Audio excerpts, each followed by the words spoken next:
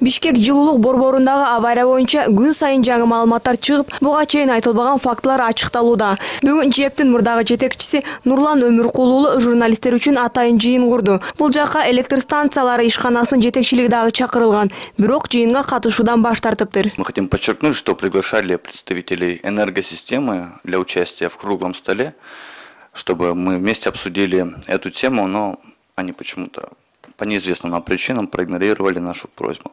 Нурлан Өмүркул уулунун айтымында, жылуулук электр борборун жаңылоо мыйзам бузуулар менен коштолуп, алынган материалдардын 90% жогорулатылган баада көрсөтүлгөн.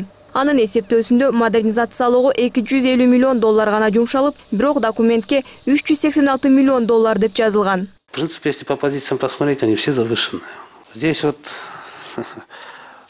давайте плоскогубцы, видеокамеры, ну еще тут есть газовые ключи, есть кольца. Жылуулук электр борборунун мурдагы башчысы бул маалыматтар тууралуу буга чейин үн катпай келгенин, колунда тийиштүү документтер жок болгону менен түшүндүрдү. Ал айтып жаткан сандарды тастыктаган кагаздарды жакында эле Кытайдан алдырыптыр. Подобно аварии. Модернизация иштери башталганда планга химиялык завод куруу кирген болчу. Бирок негедир ал ишке ашпай калды. Эгерде химиялык завод курулганда ТЭЦтин түтүкчөлөрүндөгү суулар томук эмес. Бирок жетекчилик бул айыбын жабыш үчүн насостор иштебей калды деп шылтоо кылып коюшту. Буга чейин унчукпай келдим. Анткени колумда эч бир далилим жок болчу. Азыркы тапта ЖЭБтин айланасында болуп жаткан окуя боюнча андагы коррупциялык схемаларды камтыган тийиштүү кагаздарым бар. Бирок учурда териштирүү жүрүп жатканына байланыштуу бардык маалыматтарды айта албайм. Айрым маалыматтарга таянсак, жылуулук борборду оңдоп түзөө иштери боюнча өткөн жылы эсептөө палатасы аудит жүргүзгөн.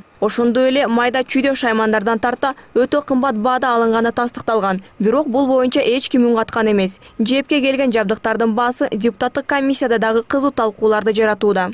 Ошенде 123 камеранын 8 камерасы бул специализированный жана печканын ичинде орнотулган. Дробилка жанакы барабандар бар го, ошонун ичинде 4 камера, 8 камера жалпысынан спецкамера. Мейли ошо спецкамера $10 000 болсун.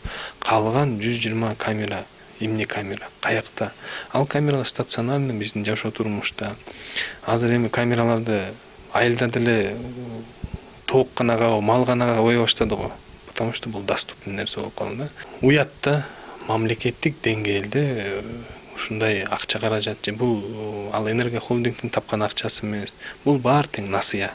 Жогоруда айтылгандар боюнча электр станциялар ишканасынан комментарий алууга мүмкүн болгон жок. Алар депутаттык комиссиянын ишинин жыйынтыгы чыккандан кийин гана үн катарын айтышты. Белгилей кетсек, бүгүн так ушул электр станциялар ишканасынын жетекчилиги да Кабар агенттигинде маалымат жыйын өткөрүп, ТЭЦке алынган жабдыктардын баасы боюнча түшүндүрмө бермек. Бирок белгисиз себептерге байланыштуу журналисттер менен жолугушуу болбой калды.